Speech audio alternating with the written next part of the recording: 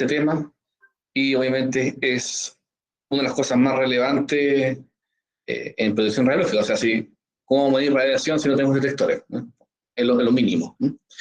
Se les voy a compartir el PPT, pantalla mejor dicho.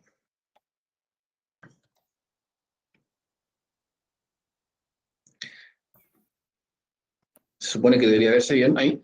Sí, está completo, Alejandro. Perfecto. Como les mencioné ayer, levantan la mano o me interrumpen cualquier duda que salga de lo que vamos a conversar. Perfecto. El objetivo de esta clase, aparte de, bueno, explicarles cómo funcionan algunos equipos y hablarles de generalidades de los equipos, es comprender los diferentes tipos de detectores que existen en el mercado. Disculpen. Y cómo es el proceso de detección de la radiación. Vamos a estar enfocados básicamente en alfa, beta, gamma, X, ¿ya? Como los neutrones, lo podemos mencionar también, pero la industria, salvo el reactor o el decímetro nuclear, claro, no hay presencia de neutrones. Pero vamos a mencionar igual todos. ¿Para qué medir? Desde el punto de vista, como hablamos ya de sistemas de protección radiológica, hablamos, me imagino que Don Hugo mencionó en el sistema, está contemplado estos 10 principios, ¿no es cierto? Y está contemplado dentro de esos 10, los 3 como referenciales, los 3 más importantes, que es justificación de la práctica, optimización de las prácticas y aplicación de los límites, ¿no es cierto? Entonces, para poder controlar, para poder, digamos, decir que estoy optimizando o que estoy aplicando límites o mis operadores están bajo los límites, tengo que medir. Por lo tanto, si pudiésemos dibujar esto en un diagrama de flujo, tenemos un cierto proceso que en ese proceso operadores, o bueno, ya que vieron el sistema, me imagino que hablaron de los POE, de las personas ocupacionalmente expuestas. Va a haber operadores que por su quehacer, por su trabajo, van a estar expuestos a radiación ionizante. Eso va a estar dentro de un proceso. Y el encargado de seguridad radiológica, o si es primera categoría, la instalación o el equipo, el oficial de protección radiológica, va a tener que, como encargado de la seguridad, va a tener que controlar las variables radiológicas. ¿Y cómo él las puede controlar? Midiendo. Lamentablemente, este tipo de radiación, como ustedes lo vieron el día de ayer, es maldita este tipo de radiación. ¿Por qué es maldita? Porque cuando yo me di cuenta que me llegó radiación y ya es muy tarde. Vieron ustedes los efectos determinísticos, o sea, cuando empiezo a ver efectos determinísticos en mi cuerpo, ya es muy tarde. Por lo tanto, necesito un detector o un sistema de detección en instalaciones más complejas que me permita controlar todas estas variables radiológicas envueltas en este proceso. Por lo tanto, va a pasar este proceso por un sistema de detector, y este sistema de detector voy a leer, el encargado va a leer la lectura, ¿no es cierto?, del equipo, el valor, y va a retroalimentar el proceso, obviamente comparándolo con los niveles de referencia, recomendaciones internacionales, y lo mismo normas y límites nacionales para poder hacer diferentes acciones en el proceso. Por lo tanto, es importante y primordial tener detectores de radiación ionizante. ¿Por qué? Porque si es que estoy un operador por sobre el límite, voy a tomar acciones sobre retirarlo de la zona, o si un operador dejó algo abierto, una fuente abierta que debía haber dejado cerrado porque fue a buscar otra cosa, darme cuenta de eso y cerrar, digamos, o poner un blindaje sobre esa fuente, que sería en este caso optimizar las prácticas. Por lo tanto, para los detectores y la detección de radiación ionizante es parte primordial de un sistema de protección radiológica. ¿Okay?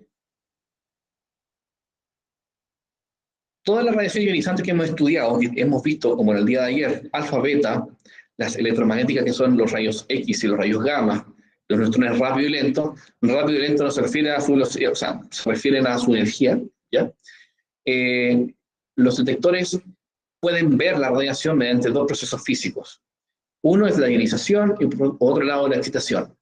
La ionización, como vimos el día de ayer, se usa la propiedad de ionización de esta radiación para poder de ahí recolectar una cierta corriente eléctrica y tener una cierta lectura basado en la ionización que produjo esa corriente, una partícula alfa, una partícula beta, etc.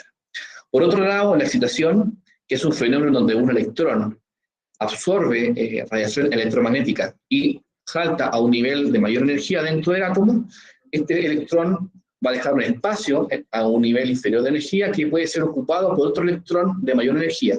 Cuando ese electrón ocupa ese espacio, se libera de energía, o lo que se dice se desexcita.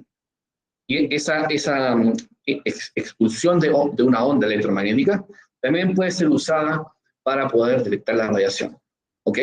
Por lo tanto, la detección de la radiación ionizante, lo que estamos estudiando, se hace mediante esos dos procesos físicos. Por lo tanto, van a haber una gran gama de detectores que funcionan por ionización, otros que funcionan por excitación. Hay detectores que tienen ambos incluidos dentro, dos sistemas de detección también. Pero básicamente esos son los dos mecanismos de detección de la radiación. Luego de esto, obviamente va a venir el procesamiento de la información. Por lo tanto, si podemos definir a grandes rasgos, obviamente, lo que es un detector de radiación, debe haber un sistema detector, ¿no es cierto?, que es, digamos, un volumen sensible a la radiación, que hace las veces de un transductor, transforma la energía de la radiación ionizante en algo registrable, en algo medible, como una corriente, una luz, una diferencia potencial. Y por otro lado, necesitamos sí o sí, obviamente, una electrónica asociada que procese estas corrientes, hablando de amplificadores operacionales, electrónica que me permita tener una lectura basado en esta corriente, en esta luz, en este diferencia potencial generada por una radiación ionizante que incidió en este volumen sensible del equipo. ¿Ya? Hablando con respecto a la interacción de la radiación con la materia, si estamos hablando, por ejemplo, de gas, un detector que funcione por, digamos, tenga gas, porque los detectores por ionización funcionan con gases, gases, por lo general, gases nobles. Lo que va a hacer la radiación ionizante al ingresar a este volumen de gas va a producir pares iónicos. Un par iónico es, ¿se acuerdan que cuando uno irradiaba, o sea, venía una radiación ionizante, ionizaba un átomo, arrancaba un electrón por un lado y quedaba un átomo sin su electrón pero el otro lado, ¿no es cierto? A eso se le llama un par iónico, en el sentido electrónico, en el sentido de que por un lado tienes un electrón que tiene carga negativa y por otro lado tienes un átomo que al faltarle ese electrón que le quitaste va a quedar con carga positiva, pues un par iónico. Entonces dice que la energía necesaria para generar este par iónico por parte de la energía de este fotón, alfa, beta, lo que sea, como mínimo tiene que ser 33 electronvoltios para producir este par iónico. En el caso de los objetos sólidos, cristales, detectores de que su zona sensible, su volumen sensible es un cristal, y ya no hablamos de pares iónicos, sino que hablamos de pares electronhuecos, porque se generan huecos en la red cristalina que son ocupados por otros electrones y se dan, los electrones en vez de quedar en un, digamos, en un par iónico, va a quedar, el electrón va a absorber la radiación, va a quedar libre y va a dejar un espacio en el orbital, dentro de esta red cristalina, se habla del electrón hueco. Eso son, tú le pones una diferencia potencial, vas a tener una corriente eléctrica generada por estos electrones libres en un sentido, y todos los electrones van a ir ocupando los huecos, ¿no es cierto? Y se van a ir moviendo hacia el más, lo que se puede ver también como que los huecos van avanzando hacia el lado negativo, ¿ya? Eso es lo que sucede en los semiconductores, por ejemplo, ¿ya? Por otro lado, cuando hablamos de no de ionización, que es lo que hemos hablado de los pariónicos y electrónicos, cuando hablamos de centelleo, estamos hablando de detección por excitación, ¿ya? En donde se ocupa la propiedad física de la desexcitación de los electrones que fueron excitados por una radiación ionizante. Acuérdense, cuando se desexcita un electrón, emite un impulso lumínico, se ocupa esa propiedad para transformar la luz en una corriente eléctrica, ¿ya? Dice que para generar un fotón luminoso se necesitan promedio 600 electronvoltios. Eso es los detectores de centelleo, ya que lo vamos a ver también en detalle. Y lo importante también de esta clase no es que se sepan cuánta diferencia potencial ocupa en sus terminales en cátodo ánodo una cámara de ionización. No, me interesa que se aprendan de memoria esas cosas. Me interesa que, por ejemplo, si usted quiere ir a medir tiene un equipo de camografía industrial y quiere medir dentro de su set de protección radiológica, quiere comprar un detector, usted sepa elegir el detector. ¿Sabes que yo quiero medir rayo X? Ya, tengo que comprar una cámara de ionización presurizada, calibrada en tal energía, porque esa me sirve. Eso apunta. Y generalidad de funcionamiento, más que tecnicismo de unidad y esas cosas. Ese es el enfoque de esta clase. Si pudiésemos ordenar los detectores de radiación ionizante en un gran mapa conceptual, como cuando uno estudia en el colegio, podríamos tener unas tantas divisiones que se puede hacer. Yo lo puse así, pero uno puede dividirlo como uno quiera. Yo lo puse como inmediatos y retardados. Retardado me refiero no que le falte alguna neurona, sino que retardado es que entrega la información después, o en un periodo después de que fue hecha la detección. Inmediatos es que la lectura es directa. O sea, yo en instante puedo constantemente, mediante ver un display o ver una aguja, la radiación que estoy midiendo. Obviamente, tanto los inmediatos como los retardados, como hemos dicho recién, siempre van a funcionar o por ionización o por excitación, ¿cierto? Por el lado de lo inmediato, por ionización, tenemos toda la gama, y son los más populares, no populares, son como los más comunes de utilización en el campo nuclear, el mundo nuclear, son los detectores gaseosos. El más conocido es el Geiger-Miller, que todos lo ocupamos. Aquí tengo uno, se lo voy a mostrar. Aquí hay este es un detector, un Geiger, ¿ya? Mide radiación gamma, y tiene una tapita, y después le vamos a explicar por qué. Lo voy a encender, y entrega, no sé si se ve bien la lectura, su lectura en cuentas por segundo, vamos a explicar después qué significa eso. Y con un botoncito, lo interesante que me entrega tasa de dosis en microsievert por hora. No sé si se logra ver, usted me dice si se logra ver bien o mal. ¿Ya? Entonces con este equipo yo puedo monitorear tasa de dosis gamma. ¿Ya? Ahora tengo 0,04, o sea, nada. Eso es bueno siempre, que tener baja radiación. Si estuviese en 1, ya porque alguien se trajo alguna fuente aquí a una zona no controlada. Lo que no creo, que es, estamos las echando. Pero fíjense que el equipo tiene siempre los equipos tienen un sonido, y mientras se acerca a una fuente, va a empezar a sonar más rápido, ¿ya? Ese sería un equipo inmediato, porque yo en forma instantánea estoy viendo la dosis o la radiación que estoy midiendo. Este equipo, haciendo el resumen de lo que vimos ayer, ¿no es cierto?, de las magnitudes de unidades, me entrega valores de microsieverts por hora, ¿ya? Como es un equipo, es una magnitud operacional. Y este equipo está calibrado en H*10, o sea, equivalente de dosis ambiental. O sea, como es una magnitud operacional, está estimando la tasa de dosis equivalente, ¿no es cierto?, como si estuviese, digamos, a 10 milímetros de profundidad de la piel, ¿ya? Así está calibrado este equipo, ¿ya? Y este es un Geiger, un gaseoso. Los semiconductores, nos traemos un semiconductor, porque son, creo que semiconductores sí tenemos, pero están ahí en un laboratorio, pero los semiconductores funcionan obviamente con un semiconductor que, para los que no saben, los conductores son como un metal en sus bandas de valencia y conducción solapada. Un semiconductor tiene un cierto gap de energía, por lo tanto, con cierta energía de electrones pueden saltar a esa banda de conducción.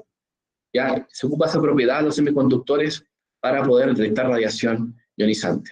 Por otro lado, los de excitación, vamos a ver el más utilizado es el detector de centelleo, ¿ya? Muy utilizado en lo que es búsqueda de fuentes huérfanas y hacer espectrometría gamma de baja resolución en terreno. Nosotros como equipo, yo soy parte del equipo de respuesta a emergencia a nivel nacional con respecto a incidentes radiológicos, y tenemos 4 detectores de centelleo top para poder en terreno, aparte de ver la radiación, cuánta tasa de dosis hay, lograr identificar el elemento. Poder ver el espectro en terreno. Y por otro lado tenemos los detectores retardados, o sea que entregan su información después. No les mostré otro de inmediato, que este es un Es un detector de un semiconductor. Este es un dosímetro de lectura directa, marca termo, y tiene su display ahí, y me está marcando ahora, o sea, lo encendí, partí en 2, ¿ya? Luego se puede detener en 0, y lo bueno es que estos dosímetros, en conjunto con los otros que son retardados, que son los TLD, que están abajo, funcionan por excitación esto entrega la información de forma inmediata. Estos equipos son recomendables tenerlos para una lectura, obviamente, inmediata, pero también una lectura complementaria a la lectura que vale, en el sentido que vale normativamente hablando, la que vale, que es este que se informa al ISP, y esta dosis esta que va al historial dosimétrico, y a usted le va a aparecer cuando soliciten su autorización de desempeño, ¿ya?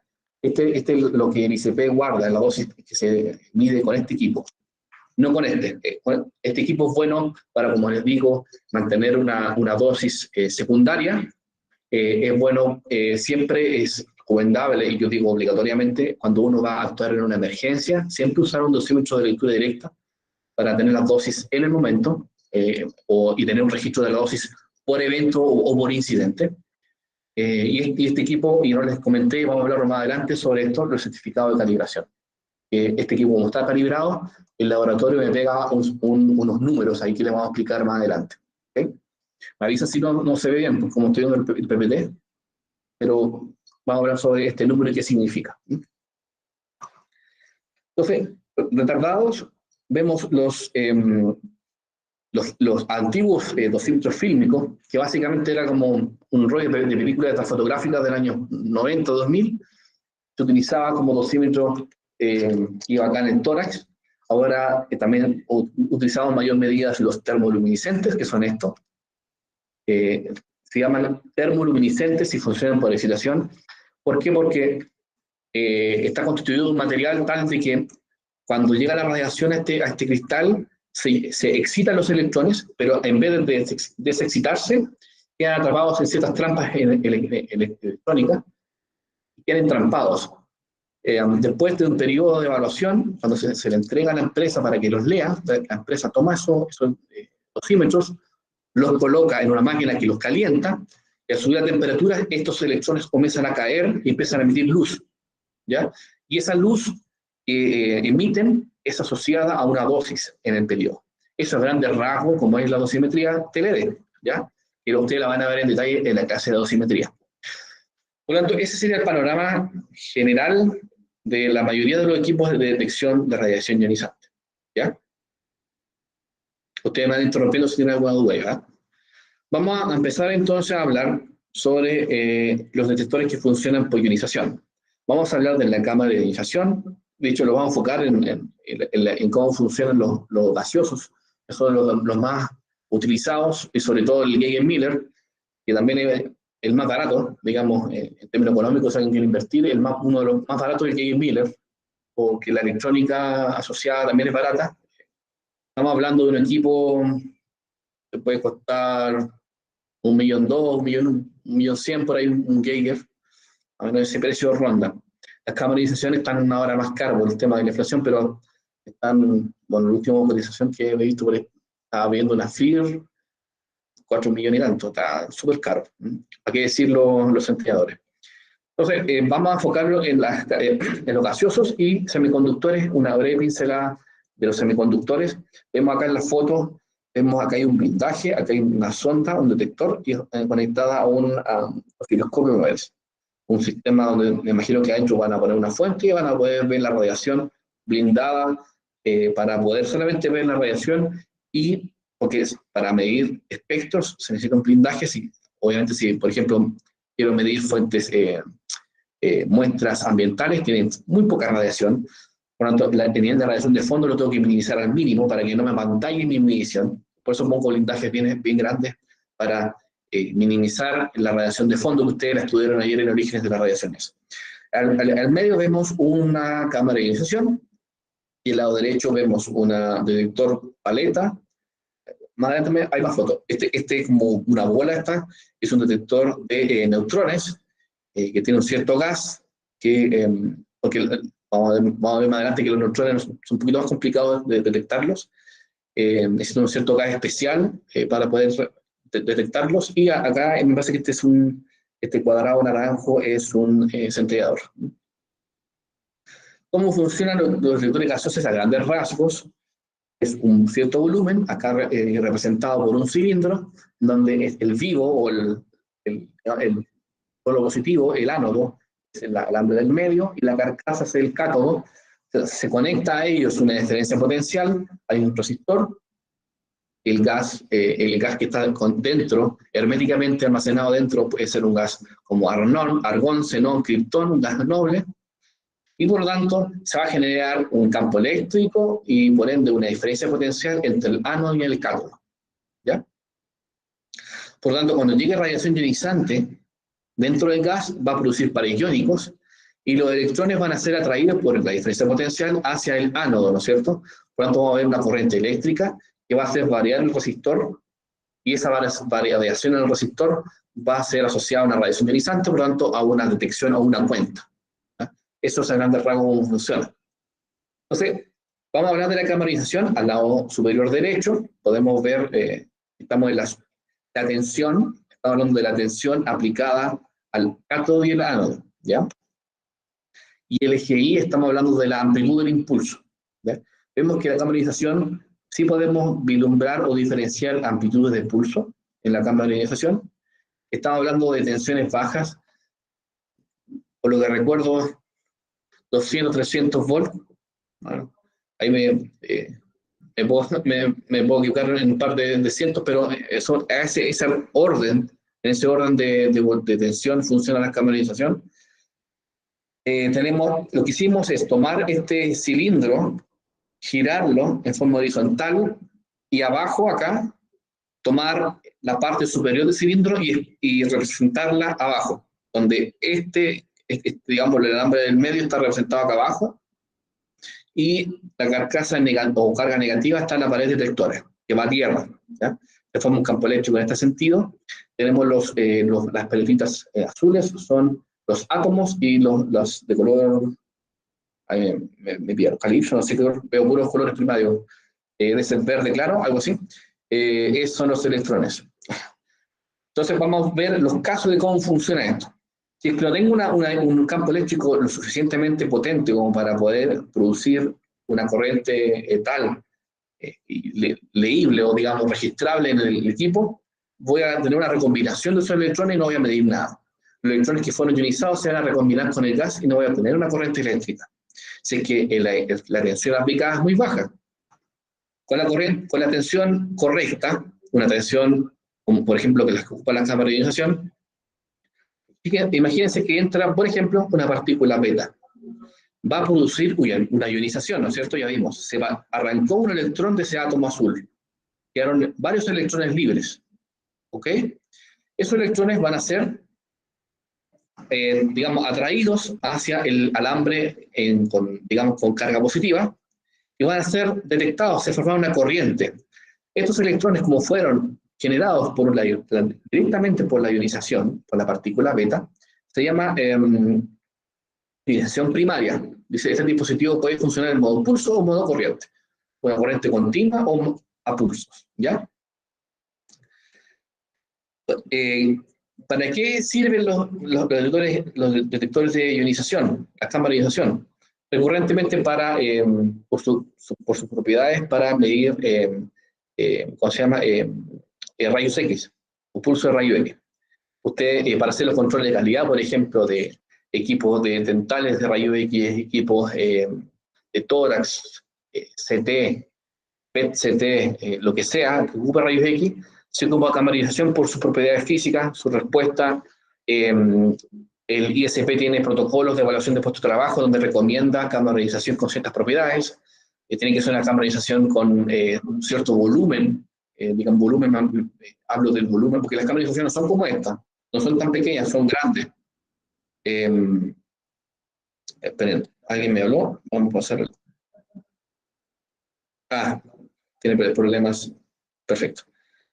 Como digo, la camarización tiene un cierto volumen, son 350 cc, 360 cc de volumen de gas, dentro de ese volumen de sensible a la detección, y también ese protocolo propone o utilizar una cámara de menor volumen, pero presurizada.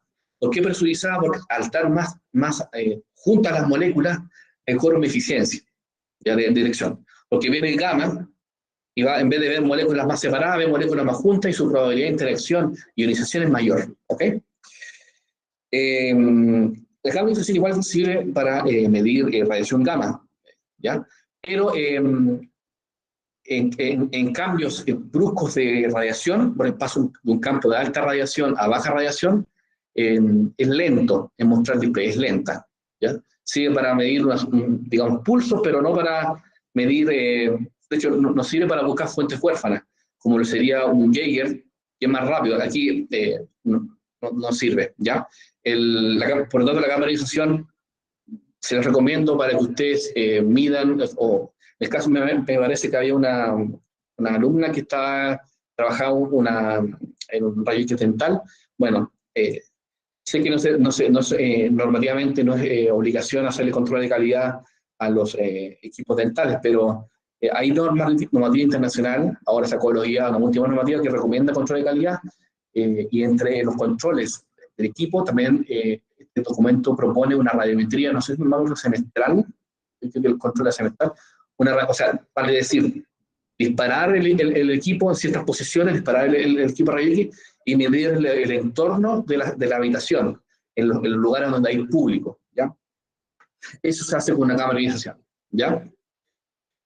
Contadores proporcionales, ojo, otro detalle, este gráfico vamos viendo que vamos aumentando el voltaje, no significa que yo compro un equipo y venga 3 en 1, no, las electrónicas son distintas. Yo compro una cámara de ionización, o compro un contador proporcional, o compro un Geiger-Miller, no son los tres a la vez.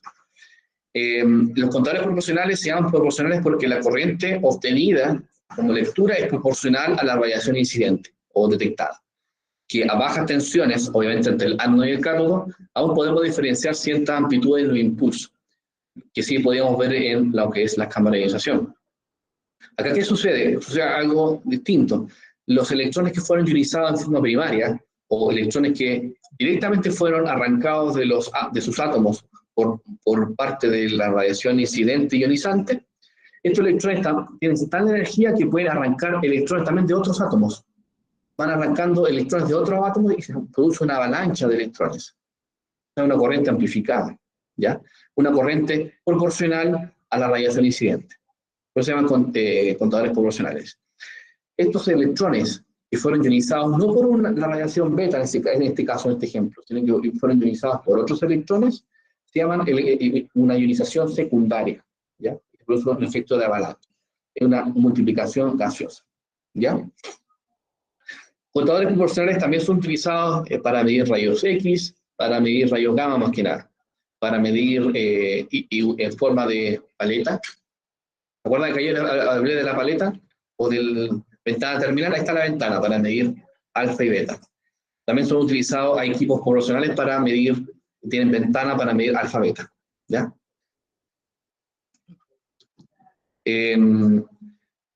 Con respecto a los detectores Geiger-Miller, o contador Geiger-Miller, que son los que funcionan a más tensión, entre 800, 900 volts, 1000 volts por ahí, fíjese que es un plató en términos de la amplitud del impulso, como este. ¿Qué significa eso? El equipo no discierne amplitudes, significa que el equipo, los Geiger-Miller, no te pueden decir estos alfa, esto de mayor amplitud en energía que este otro impulso. Todos los impulsos son iguales. Está la tensión entre el ánodo y el cátodo, que la avalancha, digamos, de electrones secundarios es del orden de 10 a la 5. Está por un electrón, hay 10 a la 5 otros electrones. Es una avalancha importante. Son los equipos más utilizados en la industria nuclear, y como decía, los Geiger-Miller solamente me pueden decir si hay o no hay radiación. ¿Ya? No me pueden decir qué es, o si es alfa o si es beta, salvo con algunos trucos. Uno puede aprender gajes del oficio. Por ejemplo, si tú estás midiendo una contaminación digamos, en un lugar, en una superficie, te va a sonar el equipo, va a explotar. si tú colocas un papel entre medio y el ruido baja, pero lo sigue el ruido, tú dices, es un alfa gamma, es un emisor alfa gamma. ¿Por qué? Porque si pusiste el papel, el alfa murió, o sea, fue frenado en el papel, y está pasando el gamma. Si pones el papel y disminuye todo, es que era un alfa, tiene un alfa, más que prepondera más la radiación alfa que el gamma, o tiene un gamma de muy baja energía que produce muy poca ionización en el gas. Ahora, si pones el papel y sigue sonando igual, y después pones un plástico o una madera, y la radiación disminuye, era beta gamma. Y si disminuye por completo, era beta puro. Si sigue sonando, es porque el equipo es gamma. Cosas así puedes hacer en terreno para poder saber si es alfa, beta, gamma. Pero el Geiger por sí solo no te va a decir si es alfa, beta o gamma. Te va a decir, hay tantas cuentas, ¿ya? Y si le ponemos, bueno, y aquí vengo a explicar por qué está esta tapa. Aparte de proteger la ventana, esa tapita, lo que hace es no dejar pasar los alfa y los beta. Por lo tanto, la tasa de dosis es netamente gamma. Entonces, me aseguro con esta tapita, me aseguro que lo que estoy midiendo acá es tasa de dosis gamma. Asterisco 10 gamma, ¿ya? En este caso estoy 0,1. O sea, no es que haya aumentado, pero es que los equipos se demoran un poco hay que dejarle tiempo que encendió un minuto aproximadamente para que se adecue, digamos, se estabilice el gas y su electrónica para poder hacer registro del lugar, de lo que uno quiera medir. Si le doy más corriente, el equipo se me destruye. Entonces, con respecto a los detectores que funcionan por ionización, los gaseosos son la cámara de ionización, que básicamente su utilización es para medir rayos X, de uso industrial, de uso médico, zona de contador proporcional, se llama así, ¿por qué? Porque la corriente amplificada, ¿no es cierto?, por radiación secundaria es proporcional a la radiación incidente en el gas, y en Miller dijimos que la amplificación es mucho más grande que la proporcional, pero no puedo diferenciar impulsos, o sea, no puedo diferenciar alfa, beta, gamma. Acá en el proporcional, a bajas tensiones sí, pero después fíjense que se hace proporcional, pero al igual forma no puedo identificar amplitudes de impulso. Eso con respecto a los detectores que funcionan gaseosos, ¿ya? Cosas interesantes que uno tiene que mencionar con respecto a esto son el tiempo muerto, es el tiempo entre un impulso de máxima amplitud hasta otro de amplitud detectable, ¿ya? Porque no es que el equipo mida siempre esté listo para medir. Imagínense que hacemos un ejemplo acá con este mono. Fíjense que llega una radiación, un beta, se produce todo esto, imagínense que justo ahora pasa otro beta. Va a estar todo el gas ionizado y no va a haber gas para poder, digamos, detectar el beta incidente. Este periodo, donde el equipo está, digamos, leyendo, después se tiene que reordenar el equipo para estar preparado para las próximas detecciones, el tiempo muerto. Y los gaseosos tienen un tiempo muerto mucho más largo que los sólidos, porque como son gases, están más separados, la recombinación del gas es mucho más lenta que, por ejemplo, un sólido, que está todo más cerca, y la recombinación, digamos, en la red cristalina es mucho más rápida. Fíjense que los semiconductores, ese tiempo es tan mínimo como de 10 nanosegundos, comparado con un Geiger que es de 100 a 200 microsegundos, varios órdenes de magnitud ahí, ¿ya? Algunas fotitos de algunos equipos que no tenemos nosotros, algunos están ya dados de baja. Aquí ven uno muy similar a este. Este es interesante, me gusta porque pueden ver tasa de contaminación en un único equipo. No tenés que andar con una sonda, con un cable, ¿no es cierto?, a un monitor, ¿ya? Esa es la ventaja de ese equipo. Acá tenemos Geiger Miller, ¿no es cierto?, para medir tasa de dosis, o asterisco 10, ¿no es cierto?, equivalente dosis ambiental. Y acá tenemos un teledetector, que básicamente es una pértiga, que por dentro de esa pértiga va un cable, en la punta va una sonda Geiger, se coloca el monitor acá, y uno puede hacer mediciones a 4 metros de uno, por ejemplo, esto para fuentes de alta actividad o de alta tasa de dosis. Por ejemplo, fuentes de la manufactura industrial, algo así, sí o sí hay que tener una pértiga, o sea, de hecho un incidente complicado, por eso que es primera categoría de camografía industrial. Se te queda la fuente trabada en digamos, el tubo, la manguera que va hacia digamos, la radiografía, la camografía, y queda trabada la fuente y es complicadísimo. Hay que estar bien preparado el operador, bien preparado el OPR y tener todo el elemento de seguridad, blindaje, etc. Para eso hay que medir de lejos. Y yo me acuerdo, bueno, ahí quizás me puede decir más la persona que trabajaba con camografía industrial. Nosotros me acuerdo que hicimos un curso acá en Sechen y una empresa trajo un equipo de camografía industrial. Nosotros lo pusimos con un detector como a 50 metros de distancia. La persona expuso la fuente y 50 metros teníamos 4 o 5 microsieverts hora. Imagínense al lado, a 2 metros. Entonces son tasas de dosis gigantes, o sea, porque son actividades muy grandes, son fuentes de muy alta actividad, ¿ya? Para eso, y para emergencias, tienen que tener siempre un set donde se incluya un teledetector, que son estos que están acá abajo. Nosotros tenemos 2 o 3 como equipo de respuesta a emergencia. Con respecto a semiconductores, que son los detectores que tenemos, que son también por ionización, pero son semiconductores, les puedo mencionar, por ejemplo, los que son utilizados en laboratorios para hacer espectrometría gamma de alta resolución, que son los germano hiperpuro. Es un semiconductor que necesita tener digamos, la zona sensible, estar enfriada a temperaturas criogénicas con nitrógeno líquido, para minimizar, digamos, los electrones que por la propia temperatura puedan saltar a la banda de conducción y ser detectados y medidos como digamos, como una radiación, que no es radiación, sino que solamente es ruido. Para minimizar eso, se baja la temperatura digamos, de la zona del semiconductor para minimizar esos saltos que uno no quiere. Y que solamente se detecte radiación gamma que interaccione con el detector. Estos detectores tienen una alta densidad del medio ionizado, tienen una excelente eficiencia por unidad de volumen, tienen un tiempo de recolección de cargas muy breve, lo que se traduce en una elevada resolución en función del tiempo, ¿ya? Lo malo es que tienen a altas tasas no funcionan, se saturan muy rápido, a altas tasas de dosis.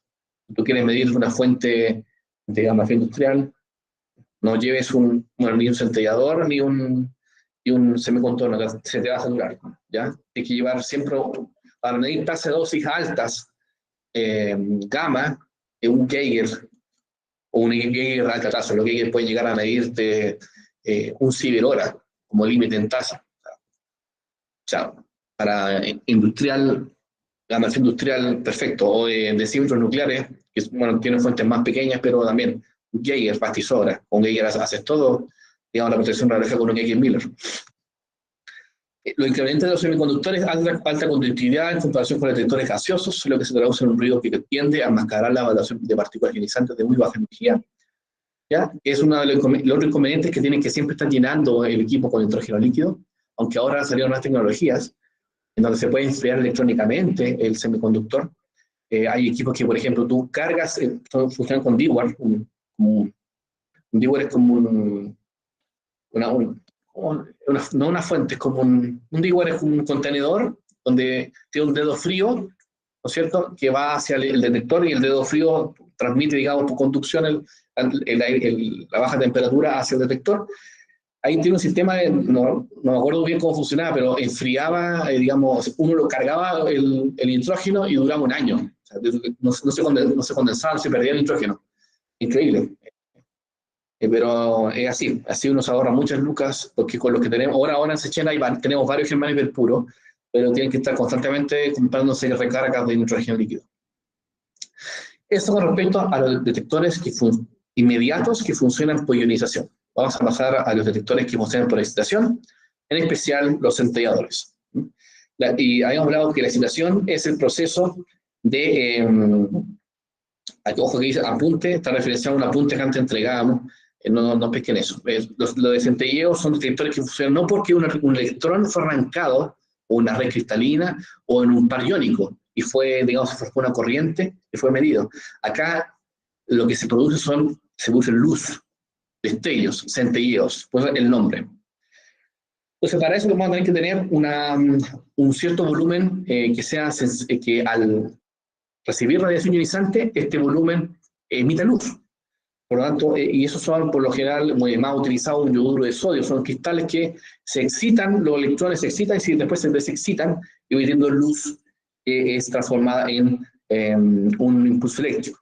Básicamente es esto, tenemos una zona sensible que es el detector.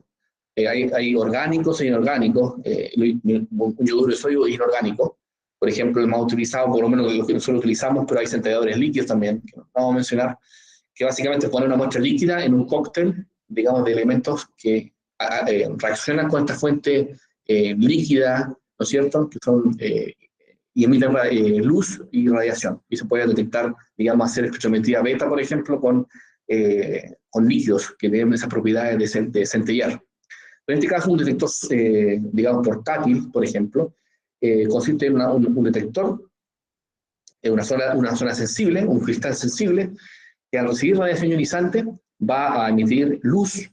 Por lo tanto, tú necesitas poner un fotocátodo, o sea, que transforme esa luz generada por el cristal en electrones, ¿ya? Pero, digamos, salen muy pocos electrones, o se generan muy pocos electrones por luz, ¿ya? Tú entonces necesitas amplificar esos pocos electrones a una corriente mayor. Para eso usamos un tubo fotomultiplicador, que son varios diodos, o varios, digamos, como fases, donde los electrones se van multiplicando, disculpen, hasta tener una corriente lo suficientemente grande para poder ser, digamos, medible y asociada a la radiación que se está midiendo, ¿ya? Estos detectores igual pueden ser conectados a un multicanal, o sea, lo bueno que tiene este equipo es que puedo determinar amplitudes de impulso y ordenarlos y hacer espectros, donde en esos espectros yo puedo hacer espectrometría gamma de, en este caso, baja resolución por las propiedades del equipo. Básicamente baja resolución me refiero a que si estoy usando un centellador y pongo una fuente de cesio, se va a ver el PIC, ¿no es cierto? Pero con una anchura a media altura notablemente grande, o sea, una guata, como decimos. En cambio, si tú colocas la misma muestra en un germanio hiperpuro, un semiconductor, en vez de ver una anchura a altura media de PIC grande, vas a ver muy fina, un PIC muy fino, lo cual, a eso me refiero con eficiencia en energía. Puedes ver específicamente en mucha resolución qué energía tiene la muestra que tú estás midiendo. Eso es muy útil, por ejemplo, cuando quieres medir fuentes o muestras que tienen emisiones gamma muy cercanas una entre otras. Porque si tú pones esa muestra en un centellador, vas a ver como una M, un pico sube y baja. Lo pones en un germanio y vas a ver dos pics separados. A eso me refiero. ¿Para qué son utilizados los centelladores? Como les mencioné, obviamente para hacer espectrometría gamma, aunque de baja resolución sirve, pero impecablemente sirve para identificar elementos de fuentes huérfanas, fuentes industriales. He utilizado ampliamente, por ejemplo, en chatarrerías o en siderúrgicas, donde toman chatarra y la funden para hacer barras de acero. Ahí este equipo funciona muy bien para detectar fuentes artificiales o fuentes naturales.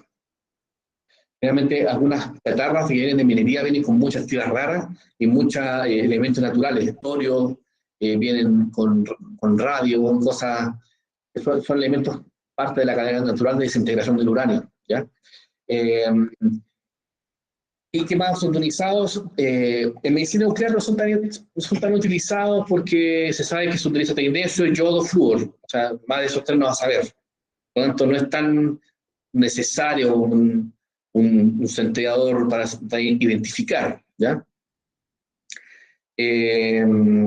Y para buscar fuentes huérfanas, un centellador es muy bueno, como tiene muy buena resolución, eficiencia para detectar gamas, mucho más que el gas, porque como un cristal está todo más junto, digamos, los átomos están más apegados, los gamas interaccionan con mayor facilidad con los átomos. Es muy sensible, y digamos, nosotros le decimos que es muy alaraco al buscar fuentes huérfanas, o sea, pitear tiro. En cambio, un Geiger no, necesita muchos más fotones para tirar más cuenta que el centellador. Con respecto a neutrones, el tema con los neutrones es que como no tienen carga eléctrica, los neutrones, tú necesitas hacer una reacción previa para producir una partícula que tenga carga y producir ionización. Por ejemplo, hay cámaras, en reactores se utilizan cámaras de ionización con boro, boradas, con trifluoruro de boro.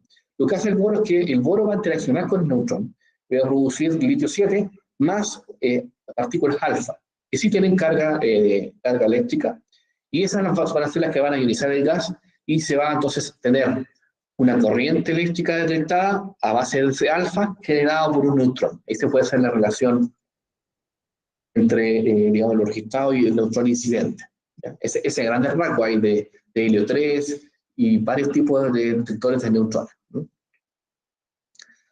Consideración importante, lo que les mencionaba anteriormente, obviamente los detectores gaseosos tienen una eficiencia muy baja para gamma, ¿ya?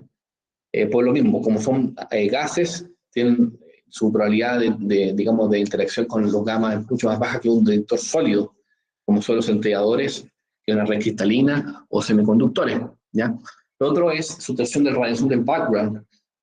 Siempre que ustedes vayan a medir algo, siempre anotar o registrar la radiación de fondo, lo que estén viendo, porque todo lo que yo mida después, tengo que restarle la radiación de fondo. En el caso de muestras, tengo que hacer siempre esa resta, tampoco siempre hacer esa resta, pero si tengo muestras que son, digamos, muy cercanas al fondo, voy a tener, digamos, un error considerable, en el sentido de que si son muestras con muy baja actividad y tienen su, digamos, cuentas muy cercanas al fondo, o para poder medir esas muestras, van a tener que bajar aún más el fondo. ¿Cómo lo hago? Como lo expliqué recién, poner la muestra en un castillo plomado para disminuir al máximo la radiación de fondo y poder ver bien y registrar bien mi muestra, el espectro de mi muestra, en el caso que estuviésemos analizando el espectro de la muestra.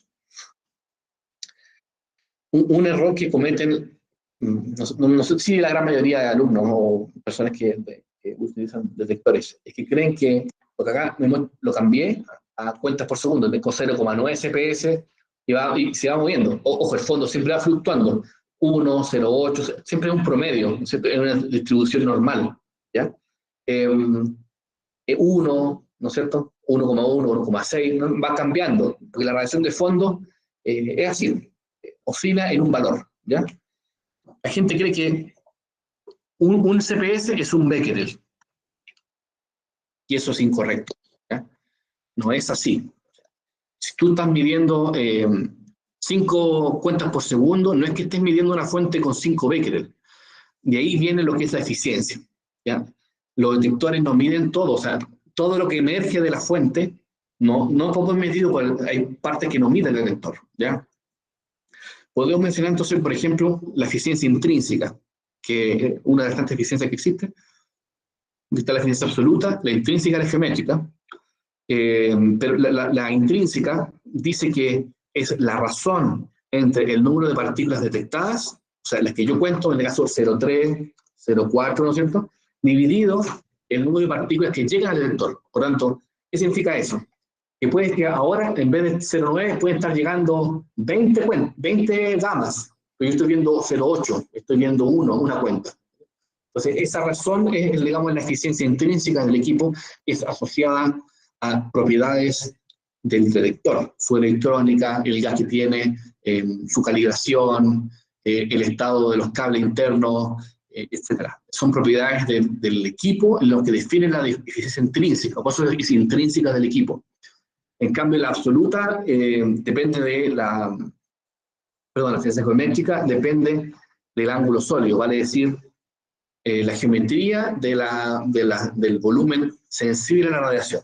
Mientras más grande es mi zona sensible, mayor radiación voy a ver, mayor eficiencia geométrica voy a tener, ¿ya? Mientras el material sensible es más compacto, más sólido, más probabilidad tengo de detectar radiación ionizante, gamma, por ejemplo. Pero básicamente la eficiencia geométrica depende de las características del volumen sensible, ¿ya? Del ángulo sólido del detector. ¿Alguien comentó? Oscar Cuadra, hola. Hola, don Rodolfo levanta la mano primero. Ya. ¿Rodolfo? Vale, gracias. Hola. Una consulta, profe, sobre el ejercicio matemático que mostró recién. ¿Cómo ¿Sí? podemos determinar la cantidad de partículas que llegan al equipo? ¿Es un cálculo aproximado? Sí. Es muy buena pregunta esa. Para que ustedes sepan, en protección radiológica operacional las mediciones tienen bastante incerteza, ¿ya? Son fenómenos, para empezar, la desintegración radiactiva es un fenómeno probabilístico, tiene asociadas incertezas. Sí, hay un cálculo, sobre todo para los equipos de medición de contaminación, hay un cálculo para poder llegar, porque, y buena también la pregunta para aclarar alguna cosa, las CPS no me dicen nada aún, o sea, no sé nada, o sea, yo sé que es 0,4, ¿qué? Yo tengo que llevar eso a una magnitud comparable con un cierto límite. En el caso de estos equipos, que en CPS estamos hablando, se compara con becquerels sobre centímetro cuadrado.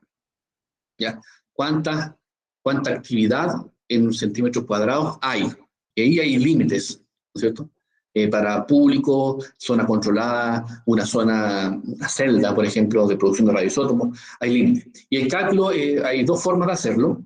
Bueno, esto es parte de un curso más avanzado de contaminación, pero bueno, le menciono igual. Hay una forma directa y una forma indirecta. La forma directa es colocar el detector sobre la superficie, la pongo sobre la superficie, obviamente primero registro, tomo 10 datos, por ejemplo, saco un promedio, y tengo las cuentas de fondo, mido de forma directa, posiciono mi detector sobre la superficie lo más cercano posible, ojalá. Documento y recomendaciones, se recomienda 3 milímetros, pero ahí está el riesgo de tocar la superficie con el equipo y se te contamina el equipo. O sea, yo diría 1 centímetro, 8 milímetros, una distancia razonable, y tú registras lo que te mide el equipo. O, por ejemplo, que te mida 20 cuentas. Entonces ¿cómo es la fórmula? Sería 20 menos lo que el fondo dividido en el área del equipo, en el área del detector, que sería esta área, digamos, el área de la ventana, y la eficiencia del equipo. Y la eficiencia del equipo, y eso, pues es buena la pregunta porque matamos a un pájaro de un tiro. La eficiencia del equipo va acá, en el certificado de calibración, en la etiqueta que te pone el laboratorio. Si tú estás midiendo radiación beta, no sé si alcanza a ver, tú registras ahí dice, como yo veo al revés, 2pi, ¿no es cierto? Dice, lo calibraron con estroncio 90 o en emisor beta, y tú utilizas el número que está, el decimal, 0, y tanto, 0,50, y no, lo voy al revés. Ese número utilizas como, el laboratorio te está diciendo, el laboratorio de calibración te está diciendo que para cuando tú miras beta, tiene la eficiencia de este equipo para registrar la radiación beta incidente, es ese valor, que es 0,13. ¿Ya? Es 0,13. Entonces sería cuenta registrada menos cuenta de fondo dividido en el área del equipo y ese número. Y eso te va a dar un valor en becquerel sobre centímetro cuadrado. Y ese valor tú lo comparas con los límites impuestos por tu manual o por tu oficial de protección radiológica. La forma indirecta es cuando, por ejemplo, quieres hacer eso, pero tienes radiación de fondo muy alta, que te apantalla la medición. No puedes medir directo porque hay mucha radiación de fondo. Lo que tú haces, nosotros agarramos una nova, y haces un frotis, un test de frotis, un white test. Frotas el área, digamos la zona, en un área, se recomienda 10 por 10 o 30 por 30 centímetros, sacas una muestra y vas a un lugar de bajo fondo y mides el papel. Entonces ahí la fórmula es muy parecida, el fondo menos lo medido en el papel, pero en el denominador de esa fórmula tienes que poner, en vez del área del detector, el área frotada y un factor de arrastre. Si el papel que tú utilizaste para hacer el frotis es seco, utilizas un factor 0,1, si utilizas un papel húmedo, un 0,5. Eso te va a dar un factor, porque ese factor indica que tú no estás sacando toda la contaminación de la superficie, estás sacando parte. Ese factor es un factor como de eficiencia de arrastre. Y ahí vas a obtener un valor de becquerel sobre centímetros cuadrados. Y ahí, con ese valor, puedes estimar si está contaminado o no. Si estás por sobre bajo un límite. Así se trabaja con este equipo. En tasa de dosis es directo. En tasa de dosis, fíjense que marca 0 y tanto. Y este está calibrado en HTLC 10, pero los equipos que están calibrados en tasa, ¿no es cierto? Tú tomas ese valor y ellos ponen un factor de calibración, por ejemplo, que te diga 1.1, te voy a decir, calibrado en cesio, o sea que utilizar una fuente de cesio para calibrar en gamma el equipo. Entonces, si tú mides 2, el valor que te dice el equipo multiplicado por ese factor, 2 por 2.1 sería 2.2. Y ese es el valor real. ¿Ya? Así se trabaja con los equipos, utilizando los factores que te da el laboratorio. Por lo general, los fabricantes te dan vienen calibrados los equipos, pero por ejemplo duran un año, te recomiendan un año. Al año tenés que sí o sí mandarlo acá al laboratorio a un laboratorio que te calibre los equipos. A veces se hace afuera o se hace acá en Sechén también. No sé si respondí a tu pregunta. Sí, me queda más o menos claro Igual tomé harto punto, así que entiendo más o menos cómo se hace el proceso. Vale, gracias, profe. No, de nada. Y Oscar también me había preguntado algo. Sí, que respondía a la pregunta, era bastante similar, la verdad. Ah, ya. Excelente, qué bueno. De los datos entregados por el fabricante y el calibrador. Excelente. Perfecto. Ojo que hay ISOs, que te dan las pautas, como yo he mencionado, para por ejemplo, qué fuente utilizar para calibrar, qué fórmula utilizar, cómo calcular la eficiencia. Te dice el listado de controles que tienes que hacer en el equipo de verificación para llevar a, digamos, tener el equipo en buenas condiciones. Sí, para contaminación, para tasa de dosis, existe bibliografía afuera. La autoridad reguladora, por parte de CECIAN, sí exige, yo he visto por ejemplo, en medicina nuclear, la norma MS6, que regula todo lo que es medicina nuclear desde el punto de vista radiológico, sí exige que el oficial de protección radiológica tenga un plan de verificación del equipo, incluye ir midiendo el equipo cada cierto tiempo, ir anotando las desviaciones, etc. ¿Alguien me levantó la mano? Daniel Ibáñez. Profesor, buenos días. Mire, Sí. le quiero hacer una consulta con respecto Dígame. a lo que estaban hablando ahí. Esas ISOs que hizo usted, ¿yo las puedo conseguir en cualquier lugar o cómo puedo llegar a ellas para yo inmiscuirme más en el tema? Sí, yo igual empecé a buscar, sé que existía, empecé a buscar y lamentablemente son pagas. Cuestan $100 por ahí. Y lo más triste es que, por ejemplo, esa que de contaminación son 3 partes. Son caras, sí. Son caras. La verdad, buscar sitios que dicen que son gratis, no se encuentra. No. Es que ir a la página de ISO y pagarlo, lamentablemente. Con eso yo quedaría en óptimas condiciones para poder calibrar un equipo sin ningún problema. Sí, te da todas las pautas para poder calibrarlo. Sí, todas las pautas. La fuente a utilizar, la actividad de la fuente a utilizar para calibrar, la fórmula. Importante también te dice cómo las incertezas de las mediciones, te dice cómo hacer un reporte, si tú quieres vender un servicio, por ejemplo, cómo hacer el reporte, o sea, el título, qué tiene que decir, el fabricante, todo. Te lo dice todo como para hacer las mediciones. Si ahí pensando, por ejemplo, en poner una empresa que venda servicio de calibración, te lo dice todo. Con respecto, hay contaminación, hay otra ISO que dice tasa de dosis, etc. Ok, profesor, muchas gracias. De nada. Entonces hablamos de la eficiencia. Fíjese que acá es una fuente, ¿ya? Y supongamos que cada rayita negra es un fotón que está emitiendo, no sé, toda la radiación. Entonces tendría, ¿cuántas rayitas negras? 1, 2, 3, 4, 5, 6, 7, 8, 9. Tengo 10 rayitas, ¿no es cierto? Supongamos que la fuente tiene 10 becquerel, 10 desintegraciones por segundo, ¿no es cierto? Pero fíjense que el detector con suerte ve 2. Entonces ahí va la eficiencia geométrica. O sea, por geometría, tu display, o sea, tu equipo te va a decir 2 CPS, pero no es la actividad de la fuente. La actividad de la fuente son 10 becquerel. Ahí va la diferencia, ¿ven? Por eso tienes que introducir una eficiencia, para que en vez de tomar ese 2 y multiplicarlo y que te diga 10, que sería 10 sería 5, ¿no es cierto? 5 sería el factor de corrección. Y por otro lado también, de esas 2 rayitas que le llegan al detector, las 2 no van a ionizar el gas. Puede ser que una o ninguna. Entonces quizás el equipo no va a decir nada, que sería la eficiencia intrínseca. ¿Se fijan? Ahí va la diferencia. La geométrica, puedo ver 2 por temas del tamaño del equipo, pero de las 2 que llegan, puede que las 2 no interaccionen con el gas, o que una no va a interaccionar con el gas. Ahí va la eficiencia intrínseca. ¿Ya? Ahí se explica mejor la eficiencia. Entonces ya llegando al final, debido a que la radiación ionizante no puede ser percibida en forma sensorial, se requiere un instrumento adecuado. Entonces, puedes tener un Geiger, proporcional, cámara de ionización, centelleo, y tienes que fijarte en lo que quieres medir.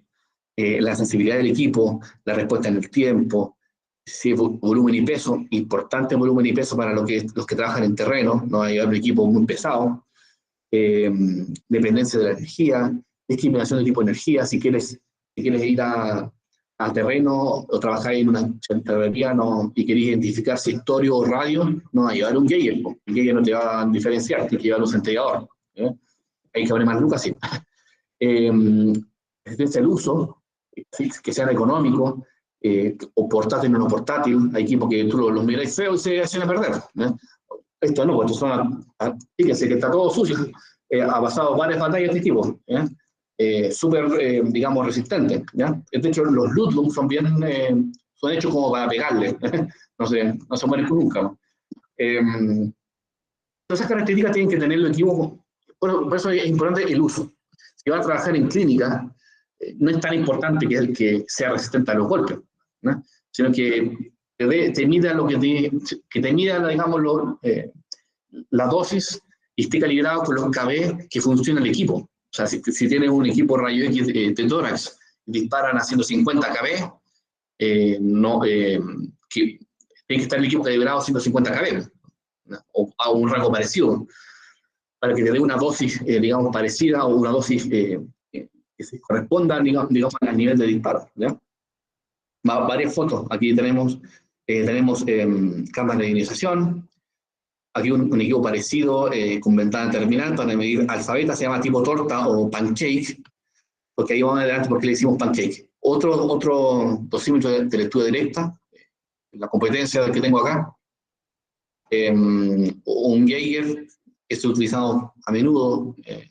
Aquí cuando yo trabajo, cuando hago la vigilancia radiológica del reactor o en la planta de producción de radioisótopos, utilizamos este equipo, que va fácil. Más equipo Geiger que miden tasas de dosis.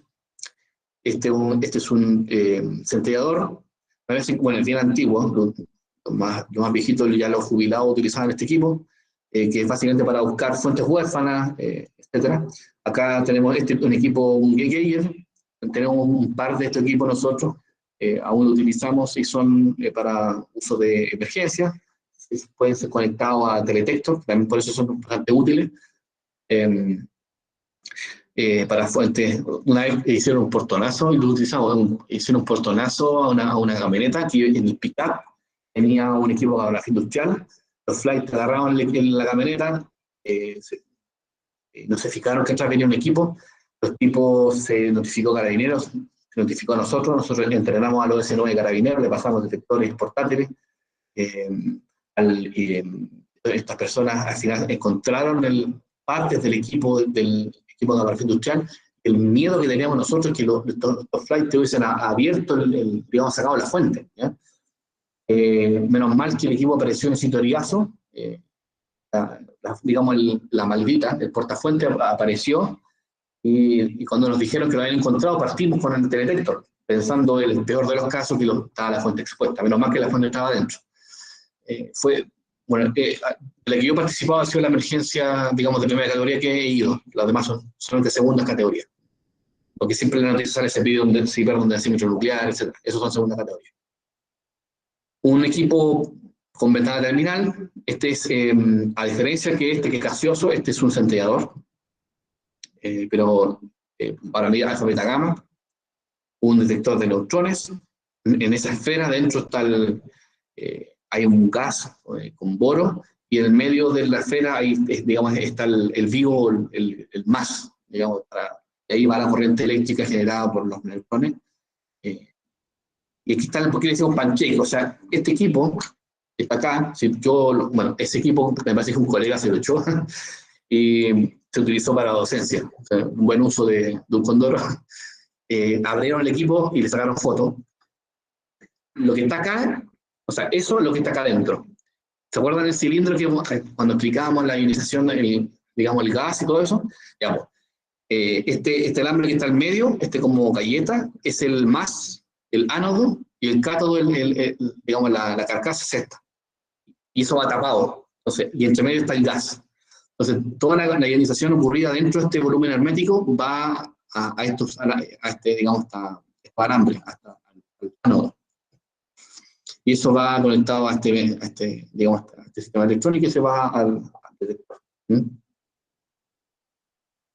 Y hay un uso, por ejemplo, hay un test de Frotty, está haciendo un colega ya jubilado, un test de Frotty, no sé qué son, no sé si son decímetros nucleares. Ve que ahí está adosado a una medida de nivel, parece. Este es, al parecer, un ducto, donde pasa un cierto caudal de un cierto material.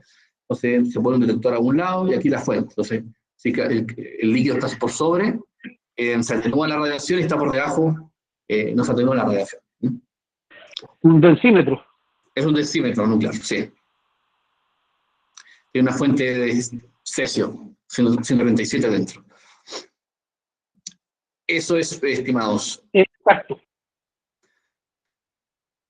¿Dudas, consultas? ¿Algún comentario? Déjeme ir ahí está. Yain, hola, ¿cómo estás? Hola, ¿bien usted? Muy bien, muy bien. Cuénteme. Tengo dos preguntas. Primero es que usted en ionization chamber o detectores de gases, ¿cómo seleccionamos los gases? Porque la idea final es estimar las dosis. Y cuerpo humano no tiene el mismo alimento como argón, xenón o otro tipo de gases. Entonces, ¿cómo fijamos eso? Perfecto, muy buena pregunta, Yola. La canalización no viene con un gas único.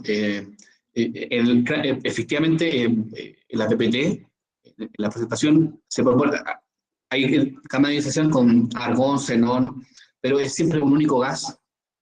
Y claro, importante esa pregunta, claro, si es un gas, ¿cómo puedes estimar la dosis en seres humanos, no es cierto? Porque son, digamos, materiales distintos. Y ahí va ahí va la razón de por qué utilizamos nosotros detectores o magnitudes operacionales. La gama de ionización, en el laboratorio se va a colocar, ¿no es cierto?, una fuente patrón, o trazar un patrón secundario, ¿no es cierto? Se va a poner la cámara de ionización y se va a calibrar con un cierto factor la medición que tú hagas con la cámara de ionización, vas a multiplicarla por ese factor y vas a tener un valor en dosis, ¿ya?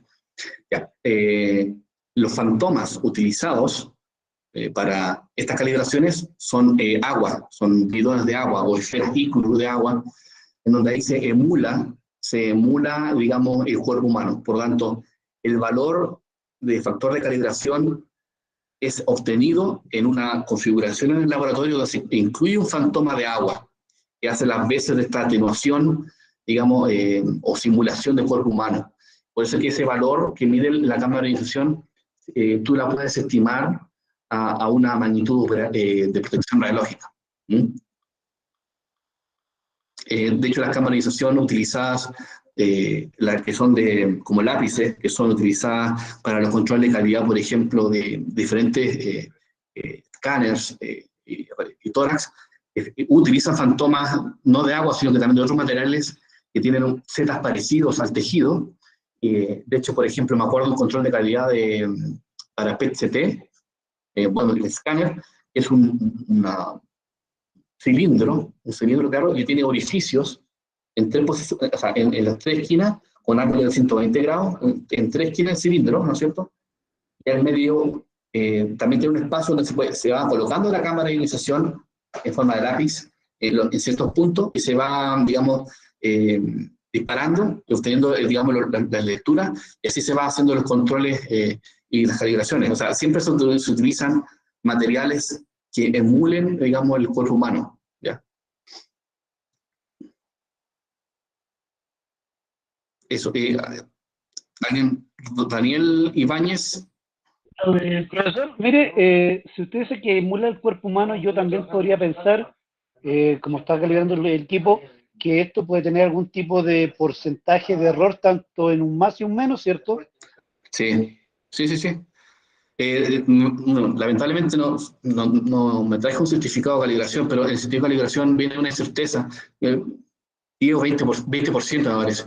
Pero también sí hay bastante certeza, efectivamente, sí. Como yo les menciono, en protección la lógica, las certezas son bastante altas, en mediciones, sobre todo en terreno. Así que sí, va a haber certeza. Sí. ¿Ya? La segunda pregunta fue sobre la response dead time, tiempo de respuesta de detector. Es en uno de diapositivos estaba cerca de 200 microsegundos entre dos pulsos. ¿Qué pasa que si pulso está en nanosegundos? ¿Qué pasa si el pulso o tengo un pulso entre medio de ese tiempo muerto? Mismo, saliendo radiación, y es de nanosegundos, decena de nanosegundos, 10 o 90 nanosegundos, por ejemplo. O sea, ¿qué pasa si tengo menor tiempo muerto? Es que creo que se cortó la señal entre medio. ¿Qué pasa si tengo menos tiempo muerto? No, por ejemplo, en fuente de radiación, la continua o convencional, tenemos una actividad que significa que en cada nanosegundo saliendo un fotón o dos fotones. Sí. ¿Qué pasa? Que muchos fotones están saliendo en 90 nanosegundos o 10 nanosegundos, por ejemplo. ¿Cómo este detector vas a responder? Porque tiene tiempo de respuesta en microsegundos. Sí, o sea, cuando tienes, digamos, una afluencia de partículas muy grande y tienes un tiempo muerto muy grande, y claro, ¿qué pasa? Lo que yo he observado es que el equipo se queda pegado y te muestra valores menores, sí, como que se subestima la dosis.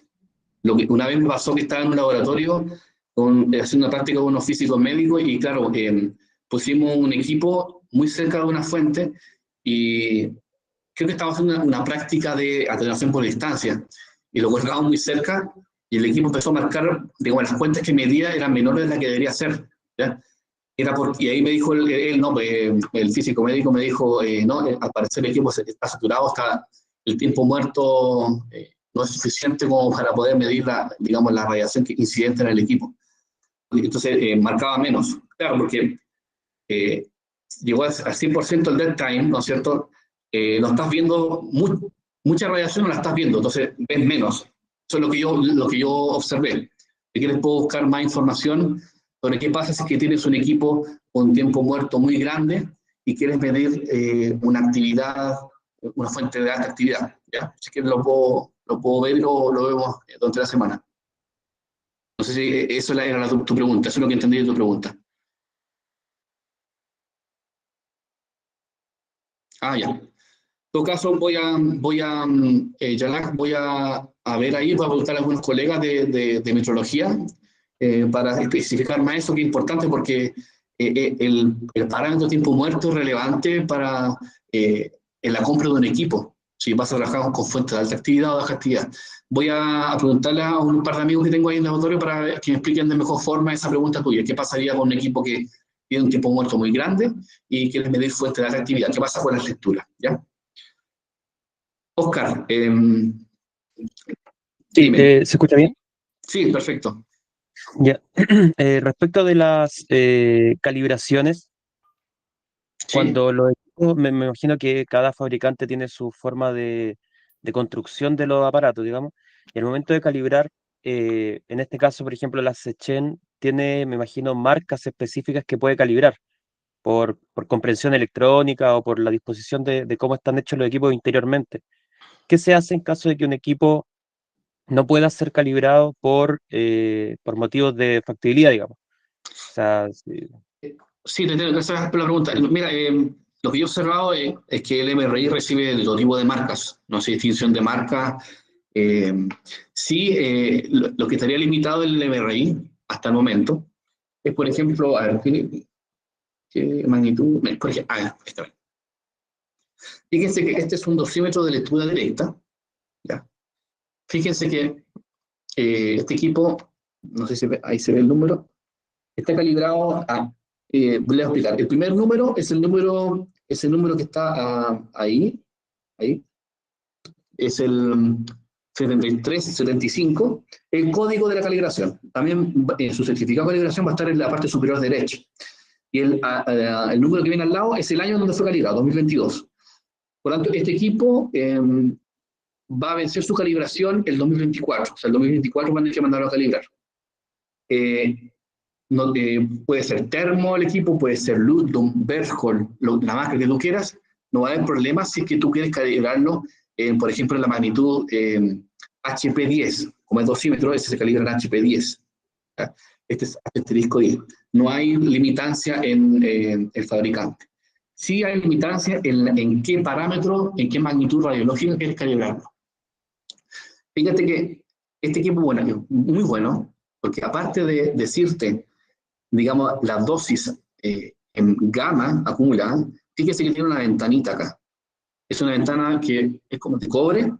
Este equipo, aparte de decirte la HP10, o sea, la dosis, la estimación de la dosis efectiva a 10 milímetros de profundidad de la piel, te estima la dosis en piel, porque tiene una capacidad de medir betas con esa ventanita, que es ideal, por ejemplo, si quieres medir para una persona, yo tenía idea de ponerla así, y para que un tecnólogo trabaje en medicina nuclear, con un emisor, con yo, por ejemplo, que mide todos los betas, ya. El tema está que actualmente la comisión está en proceso de un proyecto para poder implementarlo, me parece. No existe ahora en el MRI un procedimiento estandarizado que te pueda calibrar el equipo en HP 0,07. O sea que existe acá un factor, como lo que acá no sé si viene ese factor, ¿no? Que diga un factor abajo, beta, tanto. ¿Sí? O sea, ahí está, hasta ahí no, el MRI no te podría calibrar. ¿Ya? Este equipo está calibrado en HP10, en gamma, y tiene ese factor, 1,04. O sea que si yo mido 2 microsieverts, hay que multiplicarlo por ese número, y obtengo el valor de dosis real que está dando el equipo. ¿Ya? Pero en respondiendo a la pregunta tuya, Oscar, no hay limitancias en la marca. El MRI calibra Geiger, carbonización utilizada en radioterapia, en medicina nuclear, calibra Geiger, calibra centrifugadores, todo sin limitancia de marcas, pero sí está limitado, por ejemplo, en esta magnitud que te digo yo. El MRI calibra H10, calibra HP10 y otras magnitudes más, pero esa, por ejemplo, es una magnitud que no podrías calibrarla fácil, tendrías que mandarla afuera. No sé, hay que empresa que es Thermo lo puede calibrar. Algunas clínicas con radioterapia mandan su equipo de detección, a veces lo calibran afuera. Ahí tiene la opción de acá adentro, con estas limitaciones, o afuera siempre va a haber alguien que lo pueda calibrar en la magnitud que tú quieras. Eso. Entonces, si mal no entiendo, lo que tendría que ser la calibración es como el cálculo de desviación para poder luego adaptar las mediciones, ¿no? Exacto. Te dan un factor que multiplica con tu medida registrada por tu equipo, y ese es el valor real. Entiendo, sí. Muchas gracias. No, verá, lo otro, también la sensibilidad de calibración viene un gráfico con los lóbulos de detección, que te muestran en qué dirección, digamos, en qué dirección es la óptima para medir. Son unos, a ver si, ya no lo traje, pero bueno, ahí voy a ver si encuentro un gráfico. Eso, si no hay más dudas, hacemos el break.